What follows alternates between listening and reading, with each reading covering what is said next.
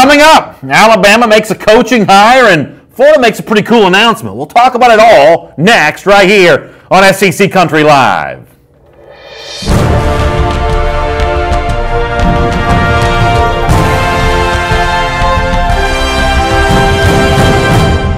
Hello, everyone, and welcome to SEC Country Live. And I'm sure you're like me, noticing that the prodigal has returned here. Mike Johnson back with us, the former Alabama All-American. Good time for you in Daytona? Oh, we had a blast. You know, it's anybody who's ever been on a weekend like that, you come back and you look like a scene from Castaway. Sure. You know, like my beard's long, I'm suntanned, my phone's broken, I'm dehydrated. But wait, did your phone really break? Yeah, my phone's broken, so it was, you can imagine, it was quite the adventure. So he told his fiance that his phone was broken. We've all had one of those on my thumb from the moments before, but it's good to have you back here. We're having some fun here on SEC Country Live today, and we'll start the way we always do with item number one on our SEC Country Live first and 10 list. This is the big news happening around the SEC, and even during the middle of the offseason, there's still plenty of big news to hit, including, I guess, Alabama reportedly, and I don't know if it's become official yet, but it's about to be official, that Craig Kuligowski is going to be the defensive line coach at the University of Alabama.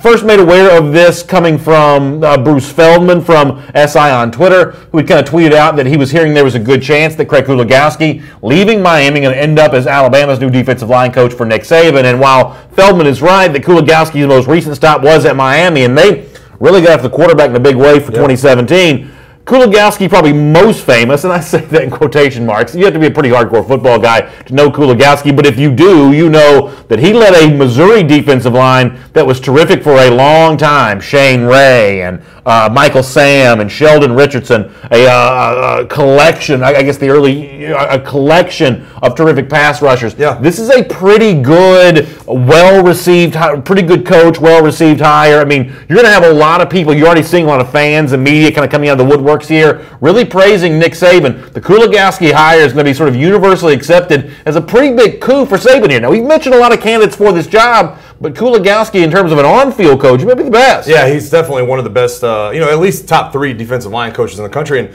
it's kind of like we talk about head coaches. Where have they won titles? Urban Meyer, Nick Saban, guys like that have won titles in 2 different places. And you kind of put that amongst something that is a big deal. When coaches can do it at 2 different spots and really be successful, he's a defensive line coach that has been successful in 2 different spots. I mean, I think Miami actually led the country in sacks per game last year as a defensive line. Obviously, the list goes on and on with the things he did at Missouri. Now, looking at it, I think obviously I'm going to think it's a huge hire. A huge hire as Bama fans. I'll think it's a huge hire. I don't know that it's the recruiting angle a lot of people thought Nick would take. You're right, but it's hard to be mad with with something that came out as good as this hire has been. Yeah, for me, I have no way of telling you what's better or not, but one of the first names that kind of popped up on my radar for this was like Travis Jones, who'd been recruiting coordinator at LSU back in 2003 and 2004, went with Saban to the Dolphins in 2005, stayed in the NFL every year after that. That's a guy that I sort of thought about, some of the other names are going to get mentioned. We're going to be names that sort of had those recruiting ties. With Kuligowski, I don't really think about him being a recruiter as much. I mean, obviously Missouri had great defensive linemen, but I don't know that a lot of those guys are the 4- and 5-star prospects coming out of high school. This may be more of the player development style coach. So it's a little bit different kind of hire than I expected. But I mean, the football folks gonna love this. No, yeah. I mean, you look online, you look on Twitter. I mean, everybody's universally praising the product he continues to put on the field. And the only angle I can think recruiting wise, when you look at it from that way, is he's not going to be the primary recruiter for most defensive linemen. But his primary guys can look at him and say, "Man, look at the list this guy has put in the NFL. I mean, look what he's done, incredible things." So he's top 3 in my mind, definitely a top 3 on the field defensive line coach. The recruiting, I think, is something that's going to have to come on. For a little more context about why the Kuligowski hire would be sort of celebrated as a good move by Alabama, think back to what Chris Landry, the NFL scout and football analyst, said on the Ryan Fowler show. That's the SEC Country Alabama podcast every day there at SECCountry.com. Landry the other day was talking about what a big challenge that Saban faces, having to replace so many departed coaches this year. When you hear Chris Landry say this, it gives you some additional context for the Craig Kuligowski hire. Take a listen. It's going to be a lot more challenging, and ideally, if you had 2-3 position coaching changes, you'd ideally like to have the coordinator stay or vice versa. Definitely a big challenge. There's no doubt about it. He's in a situation that's very, very difficult and challenging because, again, you've got the complete side of the ball there. And let's also look at the offensive side too. There's a lot of changes, and there's no question it'll be interesting to see how they're able to transition. It's probably the biggest challenge that he's had since, he's got this program rolling at, the championship level year in and year out. So that's a huge challenge. Chris Landry's right about that. The Ryan Fowler SEC Alabama podcast is where that audio comes from there. So there's no doubt that it's a significant challenge. But when you're bringing in guys like Craig Kuligowski, you're sort of answering that challenge in about as strong a way as you can do it during the offseason. Yeah, and I mean, what's interesting to me about those comments is the way Nick Saban started off the hiring. I mean, you hire a guy like Pete Golding out of UTSA. You're not sure what you're getting. Young guy, young, energetic coach. You promote from within for both coordinator spots, Michael Locksley and Tosh LaPointe. You're kind of waiting on the splash hire. Then all of a sudden, Nick Saban kind of sets it in gear and says, man, I'm going to pull Dan Enos out of Michigan, Jim Harbaugh's staff. I'm going to go down and get Kuligowski out of Miami. And so you start really understanding where the plan has come from all along. And I think it's going to be considered one of the better hires of the offseason. When you look at just assistant coaches, obviously there's coordinators and head coaches out there. But when you look at just assistant coaches, it's hard to imagine getting a better name than what he got. Bo Molinari says, he's talking about Texas A&M. He says, I know y'all don't understand, but man, oh man, is Texas scared about what A&M is doing. I promise you, Bo, coming up in a couple of minutes, we're actually going to talk a lot about this really interesting rivalry that's kind of bubbling up here between Texas and Texas A&M right now. A lot of that playing out on social media. Bo, we're going to do a lot of that a little bit later on in the program here. And speaking of Bo, and I got Tyler Mann over here too. I'm back on the YouTube page today. I don't know how much Hans worked it yesterday, but I already got Bo and Tyler Mann on here. We did not take care of our YouTube business. That's sort of the corner you've kind of like carved out for yourself. I did not do a good job servicing our YouTube friends yesterday, but we're glad to have Mike back doing that, and good to have a lot of you with us on Facebook Live here as well, and for our podcast listeners. And don't forget, I should be telling you this more than I do. If you miss a portion of our show, if you'd like the easy, on-demand, convenient way to listen to the show while you're driving, working out, something like that, we do post the podcast every day on iTunes and SoundCloud. We try to make that as easy for you to find as we possibly can. All right, let's talk about the Florida Gators here for a minute. Item number 2 on our SEC Country Live first and 10 list. Kind of an interesting announcement coming from Florida here on its social media, its Twitter account, about a little bit different kind of approach to spring practice in terms of some access for some fans. Here's what the Florida folks put out on Twitter, that spring football schedule's out, and the first 2 practices on March the 16th and 17th going to be open to the public. What do you make about Dan Mullen? A little PR work here, a little sort of good relationship with the fans to make the practices open to the public. What do you think about that? Yeah, it's interesting. I mean, it's a little bit of reigniting the fan base, getting everybody back excited about spring ball. Everybody wants to come out and see what's Emory Jones going to do. How's Felipe Franks going to look in this offense? Let's get get a look at Van Jefferson. Let's see how the strength and conditioning program has come around. But as always, I think about this from a player's perspective. The fans are going to love this because you can go to practice, you can see the intricate details. But guess what? This is not a finished product. So I think about it from the player's perspective. I'm thinking, man, they're going out there doing one-on-one pass rush in front of fans. I mean, sometimes you just wind up on your back. Well, it's like, that wasn't the best thing. I wanted to be on film with 100 cell phones on me, but I think fans are going to love it. Joy Stripling says, I think it's a total PR stunt by Florida. I mean, obviously, I think it's a PR stunt as well, Joy. I think you're right about that, but sometimes PR is necessary. And the transition from a bad coach to what you hope in Dan Mullen's a good coach, maybe some public relations are necessary here. But, and I hate to be so on brand as to be critical of something that's rather benign from Florida. This is not a real full-throated criticism, but there is that, what's that scientist guy that said that that the act of observing a thing changes the thing? I think the act of observing practice does change the nature of practice. Guys are going to practice differently if they know they're being watched by fans. It becomes more of a show for them than it does a true intense battle among players. And you only get so many of these spring practices. Do you really want to use these limited spring practices as your public outreach? I'm all for Dan Mullen doing PR. I don't know that using some of your spring practice opportunities for that is the sort of the best way to handle it. Yeah, there's so many dynamics. And we need to come up with like our own SEC Country Live approval ratings on topics like this, because I'm not 100% in, but I don't hate the idea. So I'm not 100% against it, but I'm more like it. That's a good point. It's like if you put like the approval rating here, I'm not like 0% I'm like on 7 this, out of 10. But I'm also not like 50% either. I mean, I think this is more of a bad idea than a good idea. Yeah, I think it's going to be interesting too. And listen, I think there's a couple of different dynamics at play here. First of all, Emory Jones comes out and they start practicing. The quarterback competition starts. Those practices, the first ball you throw, if it hits the ground or you overthrow, I mean, that's all going to be posted. All that's going to be, but you would never see, I mean, the programs you and I pay attention to, and Kirby Smart, and Nick Saban, and a lot of the fans out there, you would never see this happen. There's so much lock and key. I mean, there is literally a condo unit. Anybody that's been in Tuscaloosa, there's a condo unit next to the football facility. The only reason they were allowed to build that is nobody came out on the balcony during practice. Like, that's okay. Like, Nick has called the cops. Coach Saban has called the cops on people standing out on those balconies during practice. It's like, you are not allowed to see what we're doing. Well, Georgia takes a summer practice, and they have what they call Fan Day, and it's like an open practice inside Sanford Stadium. But last year on the video board, the entire time, there's this big old sign on the video board that says, "Do not take pictures." Right. It's like, can we have a little bit of fan outreach? So from that standpoint, I'm sort of on Mullen and Florida's side here. At least they're trying to be a little bit fan-friendly. There's probably not enough fan-friendliness around the SEC right now.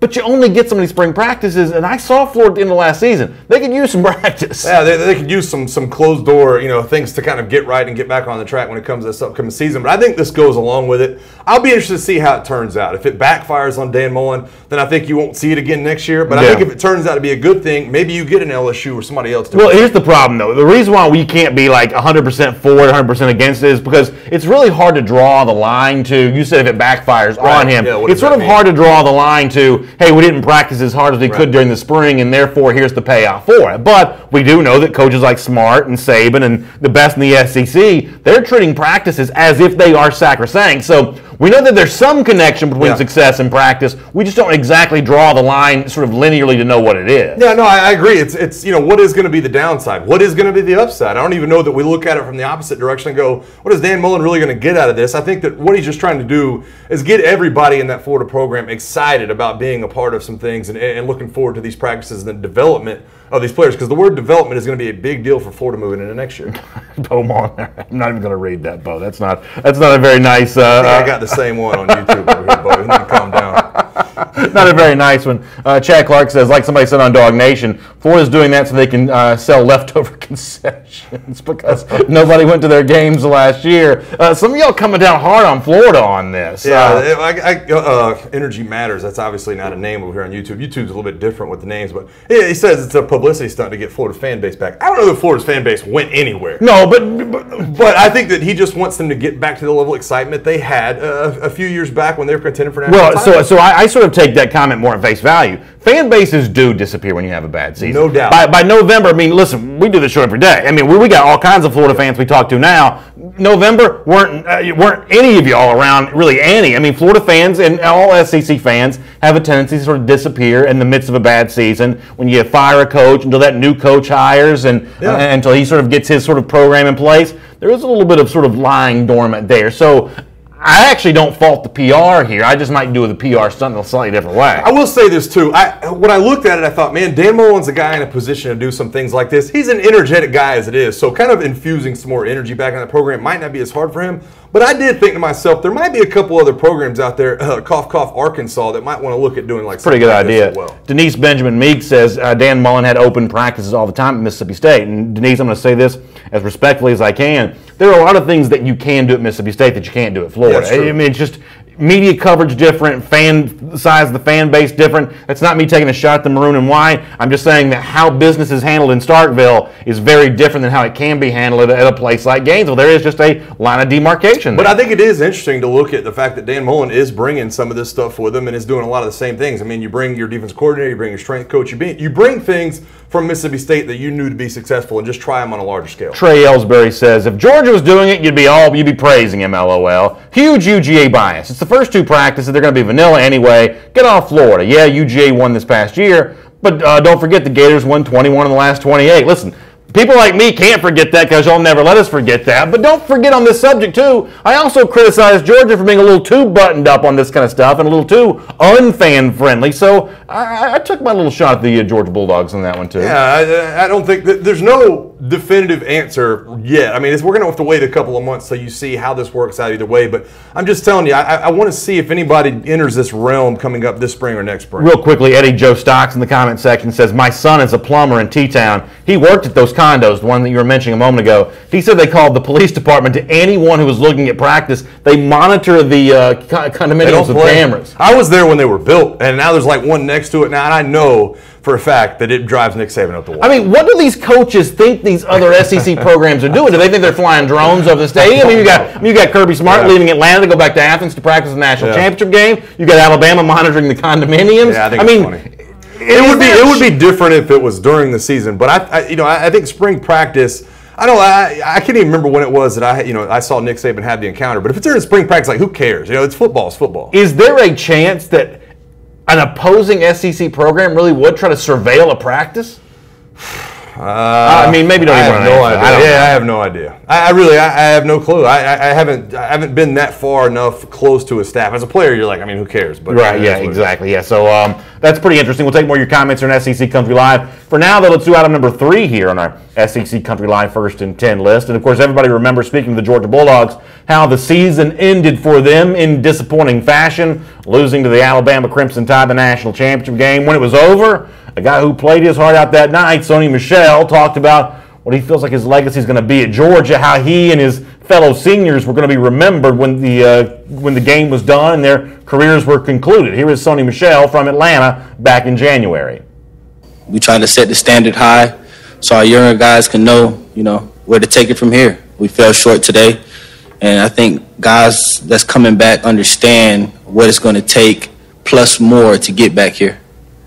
So obviously there's nothing that can be done about Sony Michel and missing on that national championship. That may be a thought that he takes with him for many years to come. But Michel certainly has a chance to make the next chapter of his football career a good one, and there's some indications that he may be doing just that. I thought that Peter Schrager from the NFL Network made an interesting statement on TV the other day. He says that Michel reminds him of another former SEC star who had a big year for the New Orleans Saints in 2017, Alvin Kamara, the former Vols running back. And because of the comparison between Kamara and Michel, Schrager says he thinks that Sony Michel could go as high as the top 10 of the NFL draft. Now, I don't know if you want to get into the draft analysis on Sony Michel, if you think he's worthy of a top 10 pick or not. I guess what my question for you more is, how big would it be for Georgia to put a running back like Michel into the first round? Oh, it would be huge. I mean, it would absolutely be huge. And I believe Todd Gurley was pick number 10, if I'm not mistaken, a couple years ago. And coming out of an injury, by the way.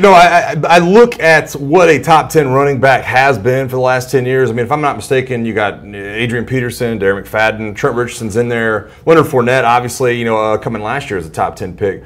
I think it would be huge for Georgia.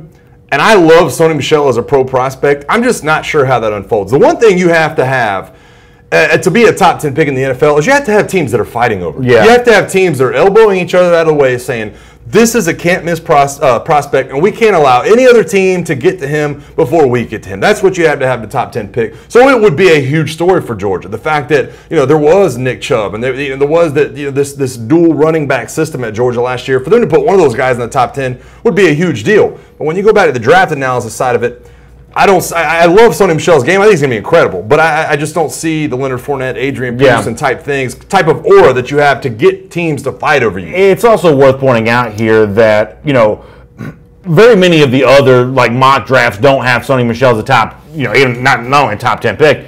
Most of the mock drafts don't have Michel right now as a first rounder. So Peter Schrager's kind of putting himself on an island a bit when he says that about Sony Michel. But this is one of those things, and ultimately, I think that recruiting is built on relationships. It's built on, the chance to play early. I mean, I think recruiting's a pretty tangible industry for the most part. But for a Georgia program that much like LSU wants to sell itself as defensive back university, Florida sort of has designs on selling itself the same way. Alabama, when it can sort of point to its, pro success for guys. This is sort of that next frontier for Kirby Smart, who's been at Georgia for a couple of years, had much better success on the field in 2017 than he'd had in 2016. If he can start saying, hey, look who we put in the NFL. At the running back position, look at Sony Michel. Look how high he got drafted. Right. Look at the money that he made. Say the same thing about a Roquan Smith. Say the same thing potentially about an Isaiah Wynn. We put these guys in the first round, and that's why you want to come here. Ultimately, that's what the NFL draft from a college standpoint is all about. I think it's about that ability to sort of sell your program as the kind of place where you come to get paid. Yeah, it's such an interesting dynamic to me, too, because,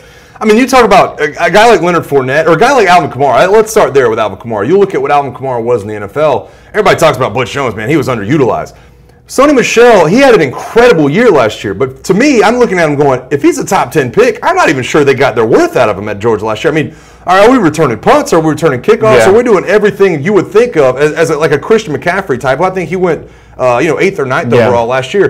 They got everything they could at Sanford out of him. I look at Sony Michel and go, man, they might have should have given the ball more. Yeah, it's a really interesting point, especially in that national championship game where he was clearly having a better game that day than Nick Chubb was. Now, is that the kind of thing that Jim Chaney's supposed to notice in the moment? Are you supposed to give up on Chubb, who had compiled huge totals for Georgia during his career? I don't know, but what you just said does bring that thought to mind for a lot of Georgia fans of, I don't know if you use him more for the course of his full years, over the course of his 4 full years, but use him more during the national championship game? Yeah, you probably should have. All right, item number 4 here on our SEC Country Life First and 10 list. Maybe the exact opposite of the Sony Michel story is the one involving Arden Key at LSU. Now, we ultimately don't know where Key's going to go in the draft or how he's going to play once he gets to the professional league, but we do know this. What the hopes and expectations were for Key in his junior season, for the most part, never materialized. Let me take you back to last July when Ed Orgeron, speaking at SEC Media Days for the first time as the full season, full-time LSU coach, talked about Arden Key and the dreams that he had for Key having a really good year, despite the fact that Key had missed spring practice just a couple months before that. Here is Ed Orgeron from last summer. An outside linebacker position, we feel that we have one of the best defensive players in the country, if not the best defensive player in the country, returning in Arden Key. Outstanding pass rusher, outstanding player. We expect him to have a great season. Arden took the spring off for personal reasons, and we're going to respect that. He came back. He had to get some work done on his shoulder. We don't know when he's going to be back. We do expect him to be back and have a great season. And he's in a tremendous shape right now. He's weighing 255 to 260 pounds and is a total team player. So that's Ed Orgeron talking about what he was hoping to see from Arden Key. As we said, junior year, the 2017 season for Arden Key, for the most part, it just didn't really happen.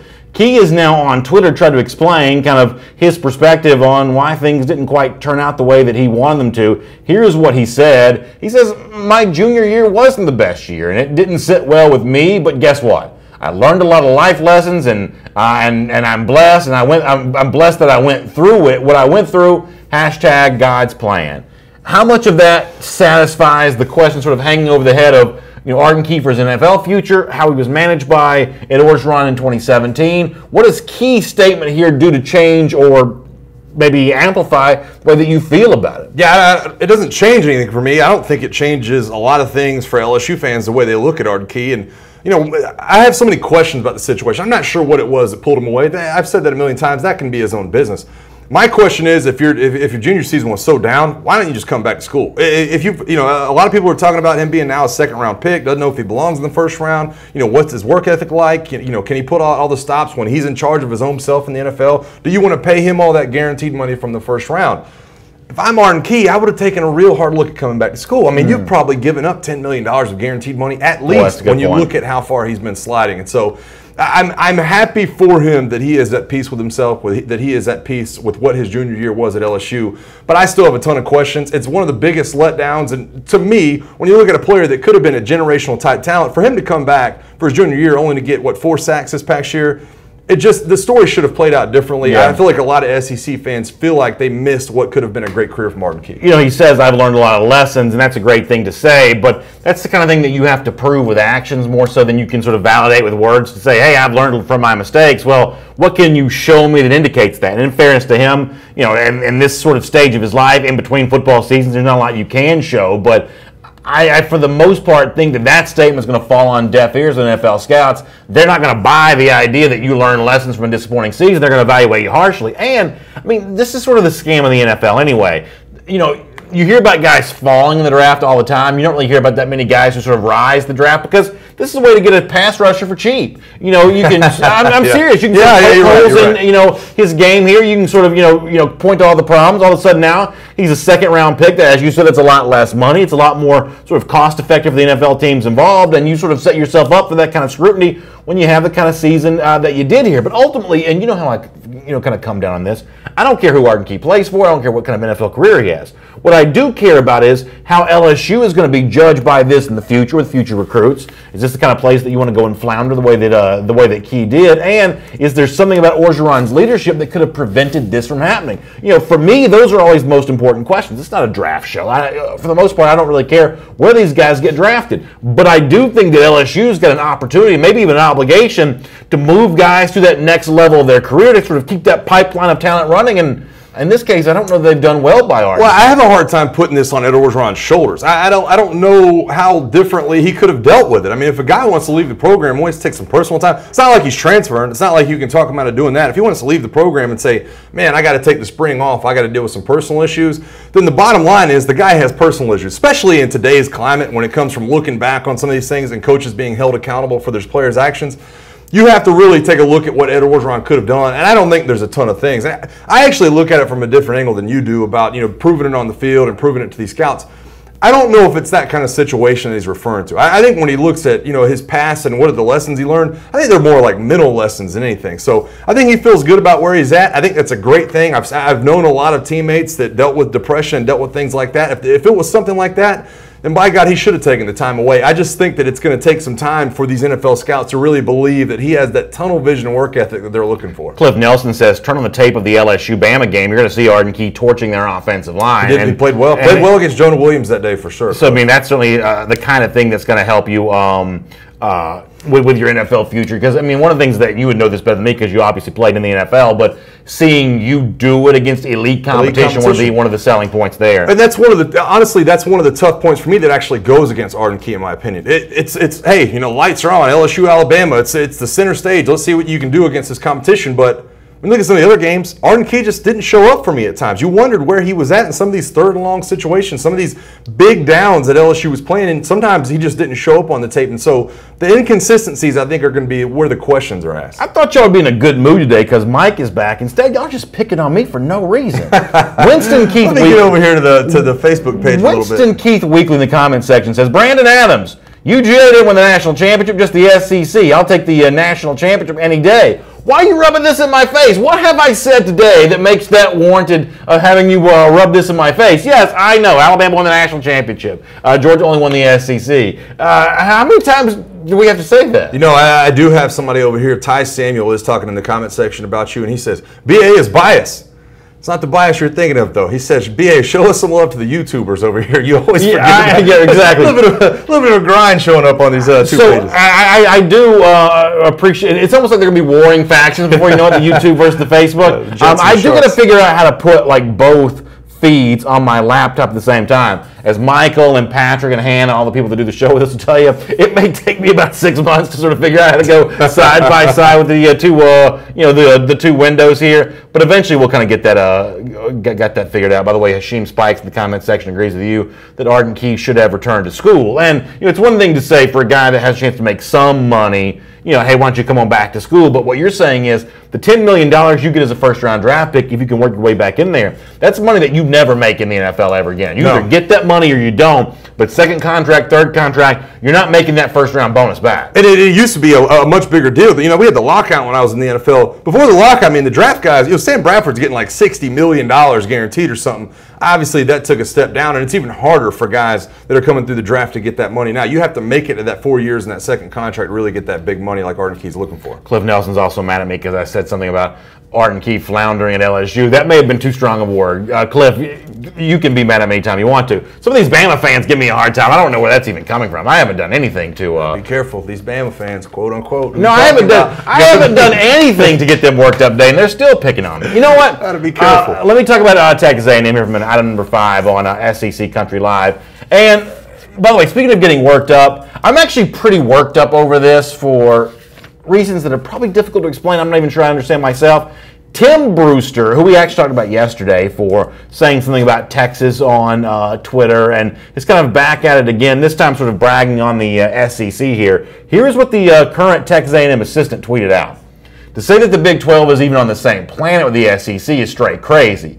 The elite players in Texas totally understand. Hashtag SEC. This is the kind of thing that coaches sort of say all the time, but a bunch of Big 12 people got really worked up over this. Let me start with one of the Texas quarterbacks, Sam Ehlinger here, who brings in Tua Tagovailoa into this conversation saying, hey, tell him to stop riding on your back, and he references Tua Tagovailoa on Twitter by saying that. Ehlinger wouldn't be the only one to sort of respond to this. Let me get the next one here. You got the guy who sort of tweets out sort of a SEC rant headline that says, Texas A&M has the same number of 10-win seasons as Kansas since 1999. That's obviously sort of a mock at Tim Brewster. On and on we go here with more examples of this. Let me show you the next one here. We'll show it to you here. But kind of on and on we go with these people sort of getting upset with Brewster for what he said. You've got somebody tweeting out the picture of Kansas State beating Texas A&M in a bowl game. The Bill Snyder getting hugged there, 33-28. Was the final. And then you've got Cale Gundy, one of the offensive coaches there for Oklahoma, who, and listen, I will admit this criticism sort of sticks just a little bit. He shows Tim Brewster saying that the SEC is the best, and then another tweet from like the previous year when he was working at Florida State saying Jimbo's dead right. The ACC is the best. We conference talked about in the that nation. last year during ACC Media Days. We talked about that. Oh, okay. So yeah. So there's that. Is that the last one? Or is there another one? Let's see the other one here. And then you've got Paul Gonzalez coming in. Who is a coach at TCU, says, if the best selling point for your program is the conference you play in, how is your program any better than the rest of the teams in that said conference? Hashtag you sleep. I'm not quite sure what that hashtag is supposed to mean, but that's a TCU coach, basically saying that why are you bragging on the conference? How good are you in all of this? All this whiny Big 12 stuff, I've had it up to here with that. Now, the Cale Gundy thing is a good tweet. That's pretty funny to sort of bring back the old tweet and compare that to the SEC thing. But these coaches just say whatever they need to on social media. I mean, Tim Brewster is Jimbo Fisher's hype man. And you know what? The SEC is about twice as good as the Big 12. You know why? Because 5 years from now, the Big 12 is not even going to exist anymore. Yeah. TCU is going to be looking for a conference to be in. Texas is going to be playing as an independent. Heaven knows where Oklahoma goes at that point in time. Oklahoma State better hope Conference USA takes them. The Big 12 is not going to exist. And none of these programs, the TCUs, the world, and things like that, none of these programs on the same level as a program like Texas A&M here. And all the thought about, Kansas State beat Texas. That's not on Jimbo Fisher's watch. He was still just, he may have been sitting in the stands that night. He wasn't the coach yet. The Big 12 to me is the most annoying conference in all of college football. These tweets at Tim Brewster are another reason why. Yeah, here's where I kind of lie with this. First of all, the Tim Brewster tweet, it's hot air, it's recruiting, it's, hey, I'm going to say what I have to do wherever I'm at. It's puffery. I mean, you're going to expect that in recruiting. I mean, what else are they supposed to say? Well, you know what? I'm not sure if we're the best. You come play with, in a conference that I'm not sure if we're even really good. You're not going to say that. That's Tim Brewster. Obviously, his job as a recruit, that's what he's known as. He's doing a great job so far for Texas A&M, so I don't blame him at all. There's so many different people interacting, though, that the one takeaway I had from it was, listen, I'm not even going to say the SEC is the best. You can make an argument for the ACC. You can make an argument for the Big Ten. The one thing I do know is that the Big 12 is not the best conference. That's the one thing I do know. That's my biggest takeaway is, all these people talking about Big 12 and talking about Texas and talking about the rivalry with A&M and then TCU and then Oklahoma State people chime in. That's fine. But I know one thing. The Big 12 is not better than the SEC, and I don't want to hear it from any of them. Over on YouTube, which I have found, Logan Westerman says, I'm all about it, BA. I 100% agree. The Big 12 is a bunch of blowhards. Not been good since Texas lost the national championship game to Alabama. Yeah, listen, this is something I feel strongly about. And, anytime Urban Meyer's name comes up or Ohio State's name comes up, that's the thing that seems to generate the most hatred from SEC fans. We had the Ohio State topic on the show last week. Alabama fans don't like Meyer, don't like Ohio State. I can tolerate those Big Ten folks a lot more than I can tolerate these Big 12 folks. There's not a Big 12 team ever going to win a national championship. The last Big 12 team to win a national championship is the last one that ever will. Yeah, Vince Young in Texas, I believe it was. Yeah, right? 2005, 2006. Ago, yeah. That's the last Big 12 team that's ever going to win a national championship. Yeah, and they've repeatedly lost games to SEC teams on the big stage. When you look, I mean, even going back to when I was in school, and obviously the Texas game I played in, Oklahoma lost to, got housed by Florida the year before that, I believe. So there's a million different ways of looking at it. I look at Sam Ellinger, who obviously is the young quarterback at Texas. I'm like, listen, you don't even know what you're talking about yet. I understand it's like a big topic for you, but Texas has been the thing that single-handedly might ruin the Big 12. Yeah, listen, I know that Texas is walking around bragging because they beat Missouri in a bowl game. I got news for you. There are about 80% of SEC fans don't even know that Missouri's an SEC team. Be a real SEC team, and then you can start bragging about your relationship with the SEC. We don't have any Missouri fans that get their feelings hurt off that one. Oh, man. But listen, I'm all on Brewster's side on this. I'm all on A&M's side on this. This is one of those deals where that region of the country, that state, Texas, Oklahoma included, they're never going to get over A&M leading the SEC. But it's been a better business decision from A&M from the moment the decision was made. Speaking of good business, let's do item number 6 here on our SEC Country Live First and 10 list. And we had something on the show happen yesterday that almost never happens. Uh-oh. Where almost everybody agreed that the barbershop being added to the University of Alabama is a really good idea. And Bama, since we talked about this yesterday, has actually put out a video here of kind of what the barbershop sort of looks like in action. I guess yesterday was sort of the first day for business.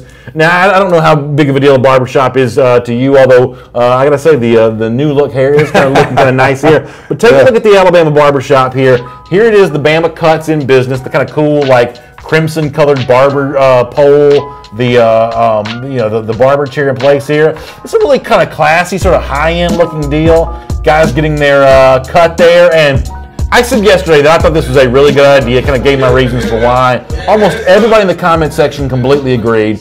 Do you think that the Bama Cuts barbershop's a good idea? I think it's an incredible idea. I get so mad looking at it when I look. I mean, first of all, this is not just a barbershop. That's one of the nicest barbershops I've ever seen. I know it. I'd give anything in my barbershop. I mean, that's one of the nicest barbershops I've ever seen. And I think back to my playing time at Alabama, and that place doesn't even, I swear to God, I walked in the football complex like 2 years ago, and I had to call my friend to come get me. I was so lost in there. I had no idea where anything was. There's like all these leather chairs and recliners and TVs everywhere. This is just, to me, this is like the topping of it, though. I mean, that is so, I know they're not the first team to do that. I think Oregon and Clemson have done this too, but that is such an incredible thing for players to be able to have. Well, a lot of people in the comment section yesterday were saying that the actual sort of like, a barber on the road or taking a guy to cut your hair, that's been kind of a common thing before. This sort of going next level with it. And for me, it's more than just like some people are going to sort of paint this as sort of a luxury item. But for me, it's beyond that. It's really sort of a practical deal. You move to Tuscaloosa for the first time, you don't know where the good barber is. So true.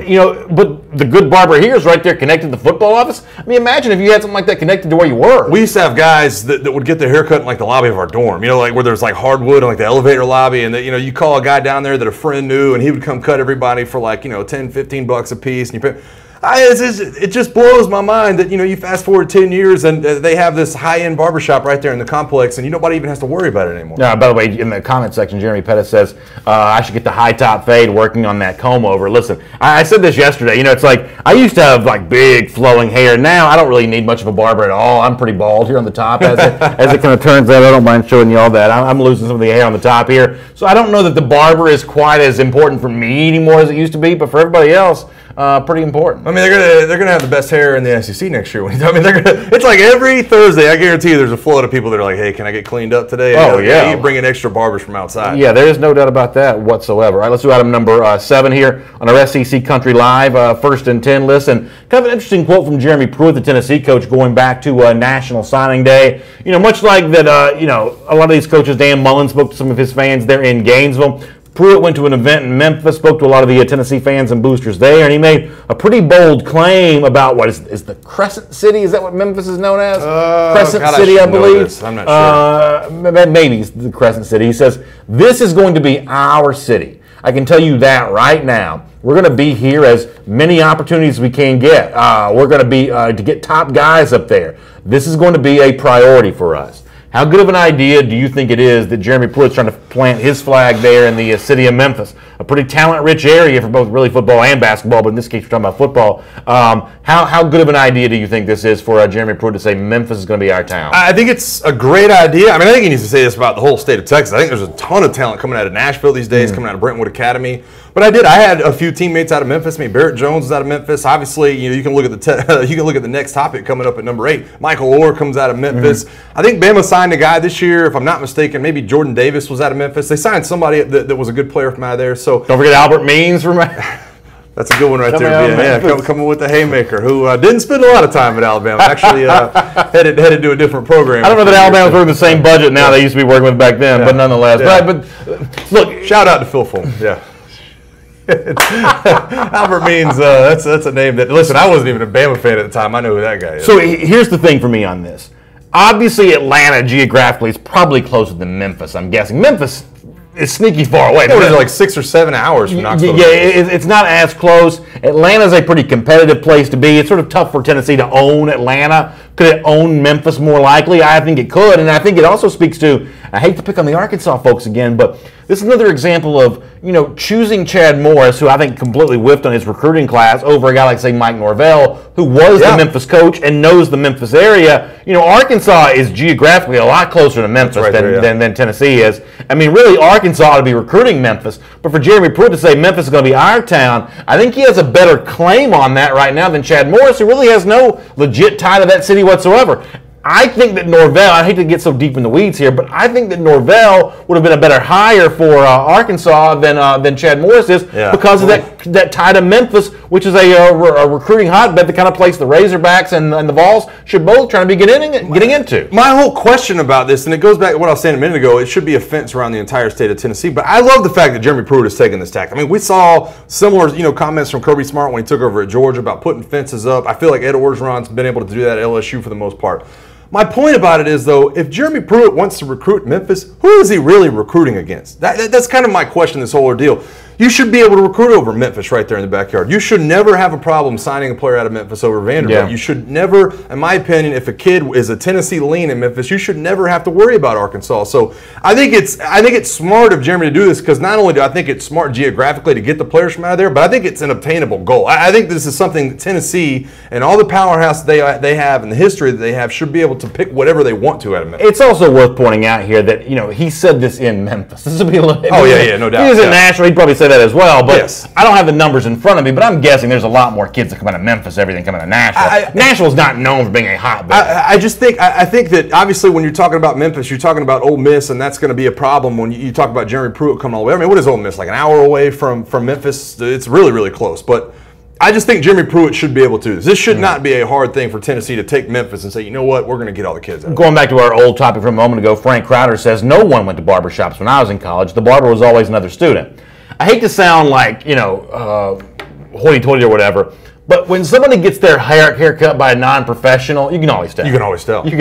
I mean, listen, if you're rocked up and you're good looking, it probably doesn't really matter how you get your hair cut. But if you're trying to sort of sneak off and say, hey, my mom cut my hair, my girlfriend cut my hair, my, college roommate cut my hair, you're not keeping that a secret. Everybody knows. The first haircut I got at Alabama was from one of the seniors on our team who woke me up at 6 a.m. and ran clippers down the middle of my head. So you can. Wait, did that really happen to you? Yeah, it definitely did. And it's one of those things that a lot of freshmen had to go to. Obviously with social media these days, I don't know if they do it anymore, but it's one of those things where you get woke up, you get taken out there, somebody runs some clippers down the middle of your head, and then you wake up and go to camp. Cliff Nelson says the LSU signed 2 top recruits from Tennessee the last cycle. Yeah, Jacoby Stevens, one of those guys. Now Jacoby had also been, I guess he was born in Louisiana, so those sort of ties still run deep if you're born in Louisiana. But it is an example of something that Butch Jones was terrible at.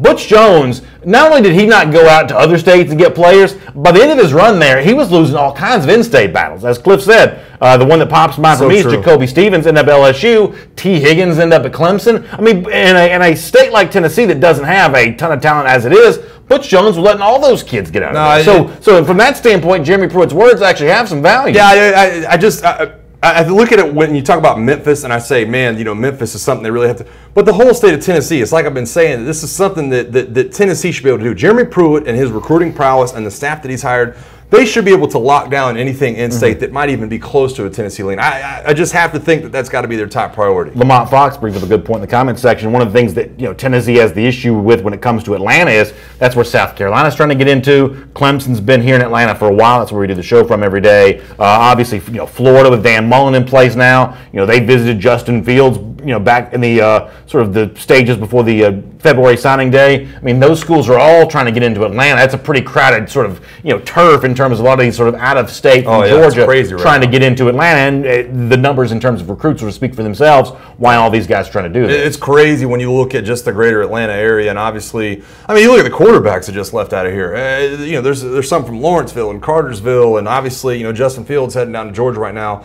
There is a ton of going on right now, and it is in the middle of a lot of different schools vying for attention. Yeah, absolutely. All right, we'll get more of your comments here coming up in just a moment. Let me do item number 8 here on our SEC Country Live first and 10 list. Before that, I saw a pretty interesting tweet from a recruit's mom that was kind of shocking here a little bit. Her son visiting University of Arkansas. Here's what she tweets out here. You may not recognize this right away, but take a look at this photograph. She says, I think my favorite part of this visit was getting to meet this guy. That's Sean Toohey in the picture. She says, if you don't know who he is, go watch the movie The Blind Side, one of my son's favorite movies. So, her son visiting the University of Arkansas, Sean Toohey, the guy in the picture there, and you say, well, who is that? Well, maybe you remember The Blind Side, the movie from 2009. The guy in the picture with the player is this kid here with Michael Orr, or not, it's not the real Michael Orr, but in the movie here. Let me remind you of who Sean Toohey is, or they call him in the movie SJ. Take a look at this. Yeah, that's what I'm talking about. What you know about this? Oh, I know a lot about this. All right, show me something. I'll show you something, all right? SJ. Yeah, it's SJ. Sean Jr., I guess. So how old does it make you feel to know that this, and this is your year, by the way, right? I mean, you're at Alabama when Saban is in this movie, The Blind Side. I'm sure you saw the movie. Just about everybody watching, I'm sure saw it. Sandra Bullock, I guess, nominated for Academy Award. How old does it make you feel to see that kid in that movie? Can I see the tweet one more time here? That kid from that movie is now working at the University of Arkansas, and now he looks like that. How old does that make you feel? Yeah, it makes me feel really old. And I think I've told you the story before. We watched this movie with Nick Saban in a movie theater on a Friday night. Before it even came out, he was like, he's talking to us about, he's going to be in this movie, and is it kosher with us if he's in this movie? And then he takes us to see the movie, and we all thought it was absolutely hilarious. But you're right.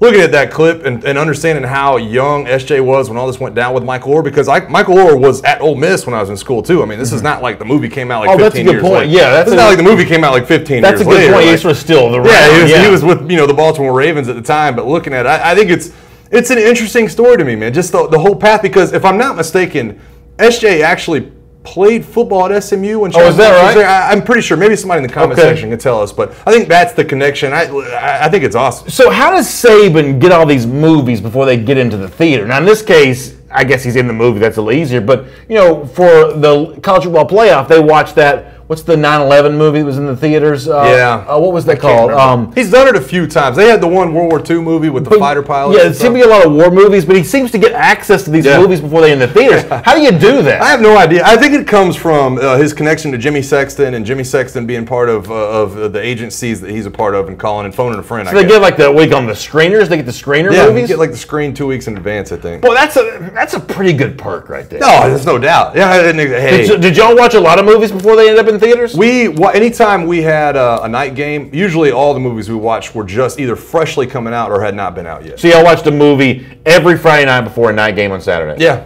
Yeah, that was what we did. We loaded up on buses, went to the movie theater. They completely closed off like the back half of the movie theater. Now y'all getting like popcorn and soda and stuff like that? Are you allowed to do that? No, I don't think anybody did that. I don't think anybody was feeling that high and mighty to be like, hey, Coach Saban, I'm going to run and go get some Coca-Cola and some things like that. But it was a lot of fun. All right, let's get some comments in the comment section before we move on. Rocky Smith saying that Ole Miss just an hour south there of Memphis. So Ole Miss may be indeed closer to Memphis there, but Ole Miss has got its own, recruiting problems right now, given the the state of the postseason ban, things like that. I mean, Tennessee certainly shouldn't be taking a backseat to Ole Miss and Memphis right now. No, I would expect Matt Luke and Ole Miss to say, man, we got to put up a fence around the state of Mississippi. We got to battle, guys leaving the state of Mississippi, and they do make those battles every year. That's kind of what I point to. When you talk about those state lines, to me, it's not about how far away you are from the actual school. To me, the state lines are, hey, this guy might have grown up a Tennessee fan. He lives in Tennessee. Sheem Spike says that Starkville's not very far from there either, which is one of the reasons why you want to kind of plant your flag. It's one thing to have some talent. It's another thing to say we got a lot of schools trying to get in there. That's one of the reasons why Jeremy Pruitt said what he said. By the way, Shannon Baker, who's a Georgia fan in the comment section, was also talking about one of the schools that he thinks is most concerning for him on the Georgia schedule for 2018, and the name that comes up here is South Carolina. We talked about South Carolina yesterday. Debo Samuel on his way back. That is the kind of program that could really challenge some folks here in 2018. I don't think that's a stretch to say that. I think it's so interesting when you look at South Carolina because you can ask questions about the offensive line, you can ask questions about the linebacking core, you can ask questions about some of the other pieces. But I think when you have a guy like Jake Bentley, all that other stuff it gets kind of blurred. And I think when you look at their schedule last year in South Carolina, I have some questions moving forward because I think South Carolina won some games that maybe it shouldn't have. I think there was a lot of close victories and one-score games. I think they won like 5 one-score games or something like that. The game against NC State to open the year, I'm not sure what you have, but I definitely like what Will Muschamp's doing. And like I mentioned, anytime you have deficiencies, I think you point back to a guy like Jake Bentley and think, man, he can make a lot of those other guys look pretty good. Yeah, by the way, the comment section, somebody a moment ago mentioned it's Heather Michelle Atkins says, can't wait for Tennessee. We're talking about Tennessee from a recruiting standpoint. Can't wait for them to show Cade Mays he made a mistake. Jeremy Pruitt wants to close the borders for the state of Tennessee. Cade Mays is a 5-star offensive lineman that left Knoxville. A Tennessee legacy comes to Georgia. A lot of Vols fans haven't forgotten about that. And Quay Walker threw the Tennessee hat on National Signing Day. There's some bad blood between Tennessee and Georgia right now, stemming from the recruiting process. Yeah, it's weird because you don't know exactly who to. I don't think there's anybody at Tennessee to blame for the Cade Mays thing. I mean, he's a guy who was committed to Tennessee, and Butch Jones gets fired, and he says, "Man, that's too unstable for me." And then after everything, with Greg Schiano just decides he's going to go to Georgia. So I don't think you can put that on Jeremy Pruitt in Tennessee and Butch Jones. I think Cade Mays just made a decision for his future based on the timing, and probably did the right thing at this time. All right, we'll try to get some more comments before we get out of here today on SEC Country Live. Let me hit another topic here. Turning to the world of basketball here just for a moment. So Bruce Pearl, who I think is kind of an entertaining figure for the most part, he sort of tweeted something, or he said something in a press conference that got tweeted out. It's kind of gotten some attention. He was talking about some depth on his team, kind of stemming from the Anthony McLemore injury. And he mentions a player here. Let me show you the tweet from our Justin Ferguson, who says, this is Justin writing, Auburn head coach Bruce Pearl, with the quote of the season today on if Horace Spencer will have to change his defense approach to avoid fouls. He says he has to, otherwise Cole Blackstock's going to be in there, and Cole's going to be excited about that. So will Cole's family, and then so will Alabama, the team that Auburn's about to play. Is this wrong for Bruce Pearl to make fun of one of his own players that way, even if it's just a joke? I have a serious question for people in the comment section, because I genuinely do not know the answer to this. Is this just a basketball thing? Like, is this okay because it's a basketball team? Like, basketball dynamics in a locker room are a lot different than football, where there's only like a select handheld group of guys, and you can kind of joke around. You're probably a lot closer to the head coach, but I mean, the words that Andy Kennedy was talking about when he left the Ole Miss team last week, I mean, he was just like, you know what? I have not been able to get these guys to buy in. You've heard John Calipari do it this year, where he's saying, man, these guys aren't holding up the Kentucky standard. My players are not buying into what I'm saying. I think I'm talking on deaf ears. And then I have Bruce Pearl that comes out and says this about a player on his own team, and even talks about his own family. He talks about the kid's family in the statement.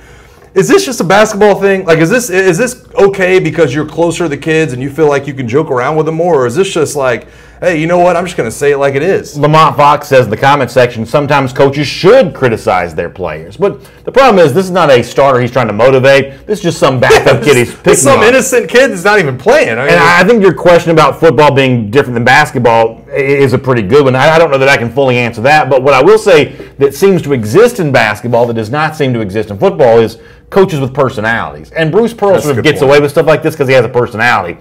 For the most part, SEC football coaches have decided that personality is not a big part of the formula for success. Nick Saban, will occasionally say something funny, but it's more because you're sort of shocked that he said anything interesting at all. Kirby Smart kind of that way. Mullen kind of cut from that same cloth. Pruitt's going to be the same way when he gets some more experience. Most of the SEC coaches just sort of act the same way. I mean, Gus Malzahn is dry as dishwater. I mean, all of these guys are sort of dry and dull. Basketball coaches, Calipari's got some personality. Bruce Pearl's got some personality. And so they almost get a free pass because, hey, they're just sort of free-willing, shoot-from-the-hip type guys. Whether that's right or it's wrong, and I think that's the point of the question here, is it wrong for him to be that free and open with his comments? But coming from a football coach, this would be much more poorly received than it is from this basketball coach we sort of think of as sort of a slick, fast, big city talker. Oh, my God. I mean, if Gus Malzahn at Auburn came out and said something like this about one of his players, I mean, he would be thrown on the bus by every media outlet from here to California. I mean, it's crazy to see the different dynamic. And everybody in the YouTube comment section, too, they're making comments about it and saying, it's the turnover in college basketball where, you have players that leave after 1 year. So a lot of these, players are kind of in and out of programs, and it is a closer-knit group. So a lot of people do feel that way, I guess. Bo Molinari says, Bruce Pearl is a likable clown. He's bad at cheating. The best cheats don't get caught. So, there is a sense to which, in Bruce Pearl's case, he may not be getting away with it. He may be about to be caught here at the end of the season. I don't know if he's getting away with anything, but the idea of Pearl being a likable clown, he is the kind of guy that, the media is just going to give a lot of free pass to and stuff like that because he is entertaining for the people who have to cover on a daily basis. Yeah, and I think that goes along with Bruce Pearl's persona. I mean, I can't say that I couldn't picture any college football coach doing this.